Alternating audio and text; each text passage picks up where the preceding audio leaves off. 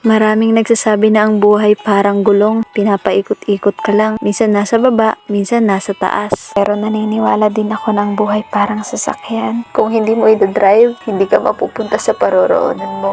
Naniniwala ako na ang buhay parang manobela, na kung hindi mo kayang kontrolan at ibalanse, maaring pwedeng mauwi ka sa maling daan, maaring mapahamak ka. Kasama talaga sa buhay yung mapagod, no? Minsan, wala nang mapaglagyan yung mga problema natin. Pero para saan pa at matatapos din naman lahat ng ito, 'di ba? Ang kailangan lang natin gawin ay pagkatiwala natin kay Lord. Sabi ko nga, hangga't nabubuhay ka ay pwede kang gumawa ng paraan para masolusyonan 'yan. Alam kong isa ka din sa mga nangangarap tulad ko. Alam kong marami ka ring gustong makamtan sa buhay. Pero paano mo makakamtan lahat ng 'yon kung pati sarili mo ay susukuan mo na din? Minsan kasama sa buhay yung maramdaman natin na parang nag-iisa na lang tayo. Minsan dumarating sa punto na wala nang mapaglagyan yung lungkot dahil puno na, sobrang bigat na. Pero aminin mo, marami ka na rin pinagdaanan na nalampasan, kaya nga nandito ka, 'di ba? Aminin mong dumating ka na rin sa punto na parang suko ka na dahil sa sobrang dami ng problemang dinadala mo. Tipong hindi mo na alam yung uunahin mo dahil sabay-sabay na. Pero alam nyo ba na sa dami ng pinagdaanan naming hirap ng pamilya ko at naming magkakapatid, doon ko na pag-aralan kung paano magbuhat ng mabigat. Doon ko natutunan kung paano lumaban sa hamon ng buhay. Akala ko nga dati mahirap lang ang walang magulang, pero mas mahirap palang lumaki ng walang alam habang walang kinakasamang magulang. Kaya nung nawala yung mama ko ay hindi ko pagsisisihan, dahil simula nung nawala siya ay doon ko natutunan kung paano imaneho yung sarili ko. Doon ko natutunan kung paano maging mahirap. Doon ko natutunan kung paano maging madiskarte, paano maging matyaga, at higit sa lahat, paano maging makontento sa kung anong meron ka. Doon ko natutunan gawin yung mga bagay na akala ko ay hindi ko kaya ng mag-isa. Doon ko na pag-aralan ulit tumayo ng mag-isa. Doon ko na realize na hindi pala habang buhay may mga magulang na aakay sa'yo para makahakbang ka. Kaya kung mag-isa kang inaahon yung sarili mo, sigurado ako maraming proud sa'yo. Isa na doon ay yung mga magulang mo dahil kinaya mong igapang yung sarili mo sa mga panahong dapat ay kasama mo sila. Siguradong proud na proud ka din sa sarili mo dahil kinaya mo lahat ng yon. Kapag napanghihinaan ka na, isipin mo lang lahat ng yon.